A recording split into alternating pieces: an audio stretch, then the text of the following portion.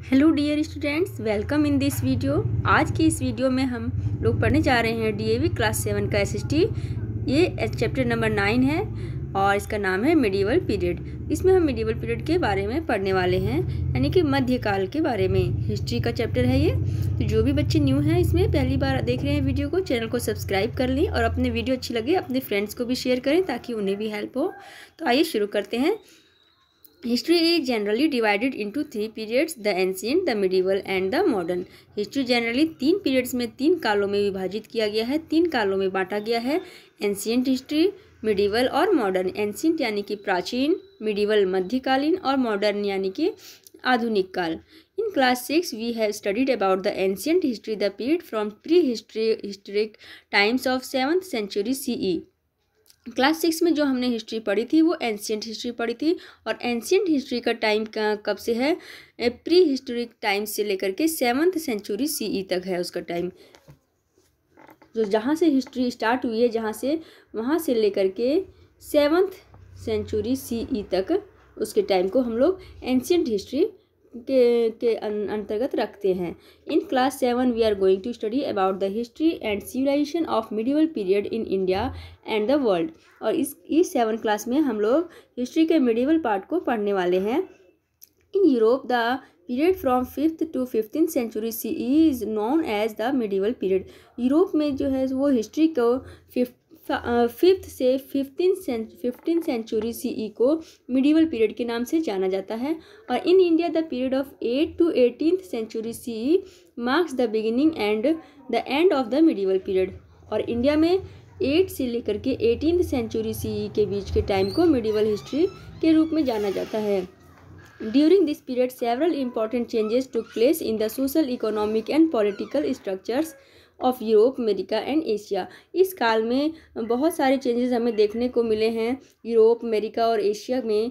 वहाँ के social condition, economical and political structures के बारे में हमें बहुत सारे चेंजेस देखने को मिलते हैं। Though the ancient period, Indian culture had remained aloof from the outside world. During the medieval period, Indian culture was highly influenced by changes that took place in other countries. These influences are evident in the culture, administration, economic, languages and religious beliefs of the people even today. तो इस time में, ancient time में Indian culture जो था वो काफ़ी मतलब कि और वर्ल्ड के और जो अलग अलग उस समय के जो पीरियड चल रहे थे, अलग अलग देशों में जो कल्चर था, वहाँ का सोशल कंडीशन था, उससे काफ़ी प्रभावित था। यहाँ का एडमिनिस्ट्रेशन, यहाँ का कल्चर, इकोनॉमिक, लैंग्वेज, रिलीजियस जो थे, यहाँ के पीपल के जो मान्यताएँ थे वो भी काफ़ी इससे प्रभावित थी। Sources of information. The main sources of information of the medieval period are literature and archaeological findings। यानी कि जो मेन सोर्स है जिससे हमें मिडिवल पीरियड के बारे में जानकारी मिलती है, इंफॉर्मेशन मिलती है, वो क्या है? लिटरेचर है और आर्कियोलॉजिकल फाइंडिंग्स है। The literature of this period consist of religious works and commentaries based on Purana, smritis etcetera. जो लिटरेचर हैं इस काल के, उसमें क्या है? बहुत सारे रिलीजियस वर्क हैं, कमेंट्रीज हैं, जैसे कि पुराण है, स्मृति है, ये सब आते हैं। We get a lot of information about the social, economic, political and military condition of that period from non-religious works of medicine, astronomy, dramas, stories and other literature। हमें इन सब चीज़ों से बहुत ज़्यादा जानकारी मिलती है। जो उस समय के का जो सोशल था, सामाजिक जीवन था, इकोनॉमिक था, पॉलिटिकल था, मिलिट्री कंडीशन कैसा था उस समय, नॉन रिलीजियस वर्क क्या थे मेडिसिन की, एस्ट्रोनॉमी, ड्रामा, स्टोरी, ये सारी की सारी जानकारी हमें इन रिलीजियस बुक से मिलती है। The autobiographies, other orders of the rulers and letters written during that period also help us to understand the life of the people during the medieval period। जो ऑटोबायोग्राफीज भी लिखी गई थी इस समय में कई सारे शासकों की, रूलर्स की, उससे भी हमें इस समय के बारे में, इस समय के लोगों का लाइफ कैसा था मिडिवल पीरियड में, उसको समझने में हेल्प मिलती है। For example, Prithviraj Raso written by Chandbardai throws light on the administration and the life of the people in North India during the reign of Prithviraj Chauhan. Example के लिए देखिए, एक पृथ्वीराज रासो बुक थी जो लिखी गई थी, चंद्रबरदाई के द्वारा लिखी गई थी। और इससे हमें पता चलता है कि पृथ्वीराज चौहान के काल में उसके शासनकाल का प्रशासनिक व्यवस्था कैसी थी, वहाँ के लोगों का लाइफस्टाइल कैसा था। Muslim rulers encouraged the writing of historical accounts. The well-known works of history of this period are Tarikh-e-Hind, Al-Biruni, Ain-e-Akbari, Abul Fazl, etc., which were written mainly in Persian. तो मुस्लिम रूलर्स जो थे उन्होंने historical accounts की writing को जो है काफ़ी encourage किया था, प्रोत्साहित किया था। और जो वेल नोन वर्क है हिस्ट्री का, जो सबसे ज़्यादा फेमस है हिस्ट्री में, वो है कौन सा, एक बुक है तारिक ए हिंद जो कि अल बरूनी ने लिखा है, और आइन अकबरी जो कि अबुल फजल ने लिखा है। ये सारी मेनली पर्सियन में लिखे गए हैं, पर्सियन लैंग्वेज में। The travel accounts of foreign visitors like Ibn Battuta, Marco Polo, Bernier are also important sources of information about that period. तो बहुत सारे ट्रैवल अकाउंट्स भी थे, यानी कि यात्री थे जो कि फॉरेन विजिटर थे, जो कि अभी भी जैसे कि बहुत से लोग आते हैं घूमने के लिए, तो उसी तरह से बहुत सारे फॉरेन विजिटर जो थे उन्होंने भी बहुत सारे ट्रैवल अकाउंट लिखे हैं अपनी यात्रा का वृत्तांत, यानी कि ट्रैवल अकाउंट, यानी कि जो उन्होंने घूमा, जब यहाँ पे आए घूमने, उन्होंने यहाँ जो भी ऑब्जर्व किया, देखा, उसके बारे में जो लिखा है।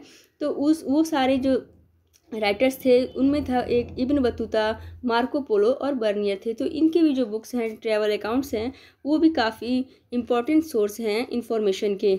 The significance achievement of this period was the popularity and availability of paper which encourage the writing of records. सबसे महत्वपूर्ण अचीवमेंट इस काल का जो था वो था क्या, कि पेपर बहुत ज़्यादा पॉपुलर हो गए थे और बहुत ज़्यादा अवेलेबल हो गए थे, जिसने कि राइटिंग्स को इनकरेज किया और बहुत सारे रिकॉर्ड्स लिखे जाने लगे। The rulers, temples and monasteries collected these manuscripts, which are major sources of information about this period. Rulers थे, जो शासक थे, और जो टेम्पल्स और मोनेस्ट्री थे, उन्होंने जो बहुत सारे वहाँ के मैन्युस्क्रिप्ट्स को कलेक्ट किया, जो कि इस काल में इंफॉर्मेशन का मेजर सोर्स था और उसके बारे में लिखा गया। Historical records of that period exist in a variety of languages.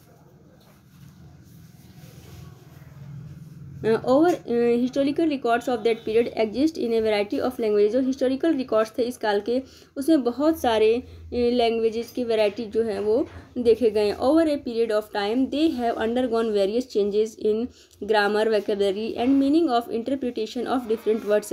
एक समय के बाद एक समय के बाद उन्होंने इसमें काफ़ी सारे चेंजेस करने शुरू किए। इसमें ग्रामर है, वोकैबुलरी है और मीनिंग है, और अलग अलग वर्ड्स की जो इंटरप्रिटेशन है, यानी कि उनको डिस्क्राइब करना है, इसमें काफ़ी चेंजेस आ गए। For example, the word Hindustan is referred by some people as a place where Hindu lives.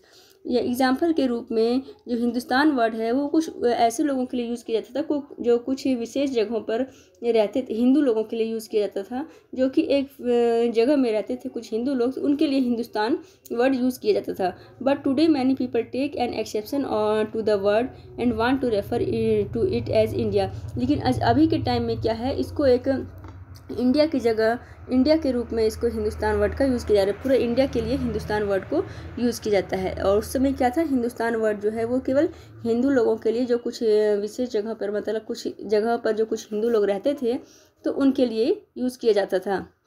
According to our constitution, the name of our country is India, that is Bharat. संविधान के अनुसार हमारे देश का नाम क्या है, भारत है। Hence term संविधान के अनुसार हमारे देश का नाम इंडिया है और भारत भी जिसे कहते हैं। Hence terms that are used in different contexts at different times take into account the cultural, social and political condition। इसलिए जो है सो कई सारे डिफरेंट कंटेक्स्ट में टर्म्स में चेंजेस आते हैं और बहुत सारे कल्चर, सोशल और पॉलिटिकल कंडीशंस में जो है सो डिफरेंस देखने को मिलते हैं। नेक्स्ट है, do you know the national and state government keep all records, documents and manuscripts in archives. जो नेशनल गवर्नमेंट है और स्टेट गवर्नमेंट है वे बहुत सारे रिकॉर्ड्स जो हैं और डॉक्यूमेंट है और मैन्युस्क्रिप्ट्स हैं उनको एक आर्चीव्स में रखते हैं, एक संग्रहालय होते में, यानी जो यहाँ एक जगह कलेक्ट करके रखा जाता है जहाँ पर वहाँ रखा जाता है। The national archives of India is located in Delhi. जो नेशनल आर्चीव है वो इंडिया का, वो कहाँ पे है, न्यू दिल्ली में है। दो manuscripts provide a lot of useful information of historian, yet the fast pace of development during this period makes their job quite tough. यद्यपि मनुस्क्रिप्ट ने हमें बहुत सारी इन्फॉर्मेशन हिस्टोरियंस के बारे में दी है, लेकिन उस समय जो बहुत ज़्यादा तेज़ी से डेवलपमेंट हो रही थी इस काल में, जिसने बहुत तेज़ी से जो डेवलपमेंट हो रही थी उसने लोगों के जॉब को काफ़ी थोड़ा टफ बना दिया था. The movement of people in search of opportunities resulted in exchange of ideas regarding agriculture, weaving, food etcetera. लोगों का जो मूवमेंट था एक जगह से दूसरी जगह में अपॉर्चुनिटीज़ की खोज के लिए, कई तरह के अपॉर्चुनिटी अवसरों की खोज में लोग जब एक जगह से दूसरी जगह घूमते थे तो उससे क्या होता था, उनके आइडियाज़ जो है वो एक्सचेंज होते थे. वहाँ के जैसे कि मान लीजिए पंजाब में हैं, पंजाब के लोग कर्नाटक जाएँ, कर्नाटक के लोग पंजाब आएँ, तो इस तरह से क्या होता है, वहाँ एक दूसरे के कल्चर को, वहाँ का एग्रीकल्चर को, फूड क्या कैसा है, वहाँ का खान पान कैसा है, वीविंग कैसा है, कपड़े का पहनावा कैसा है, ये सब एक्सचेंज होता है. लोग एक दूसरे को जानते हैं और कुछ कुछ वहाँ का जो आइडियाज़ है उसको अपनाते हैं और कुछ वहाँ के लोग जो है सो उनका अपनाते हैं. तो many ranks and differentiation emerge in the society. तो इससे क्या हुआ कि सोसाइटी में काफ़ी जो डिफ्रेंशिएशन था, भेदभाव था, ऊंच नीच का भाव था, वो काफ़ी कुछ कम हो गया. This was also a period of great technological development like the Persian wheel, spinning wheel etcetera. ये काल एक बहुत महान टेक्नोलॉजिकल डेवलपमेंट का टाइम था, जिसमें जैसे कि इस काल में क्या हुआ था, पर्शियन व्हील था, स्पिनिंग व्हील था, इन सब चीज़ों का इन्वेंशन हुआ था. एग्जीक्यूशन ऑफ मिडीवल टाउन्स के उत्खनन में, मानी उनकी खुदाई जब हुई, जो मिडीवल टाउन्स थे उनकी, तो वहाँ पे सराय और विलेजेस पाए गए. और उनमें से उनके साथ ही सराय विलेजेस में क्या थे कि बहुत सारे पेंटिंग्स, मोनूमेंट्स, स्कल्पचर्स, कॉइन्स और इंस्क्रिप्शन जो पाए गए, उससे हमें बहुत सारी इंफॉर्मेशंस मिलती हैं डिफरेंट एस्पेक्ट से, सोसाइटी और कल्चर के अलग अलग एस्पेक्ट के बारे में काफ़ी जानकारी हमें मिलती है. Let us have a close look at India during the medieval period in following chapters. तो आगे के चैप्टर्स में हम इंडिया के मिडीवल पीरियड के बारे में पढ़ेंगे. आज का चैप्टर आपका यहीं पे कंप्लीट हो जाता है, chapter number 9. Thanks for watching. Video अच्छी लगे तो प्लीज़ शेयर करें और चैनल को सब्सक्राइब करें.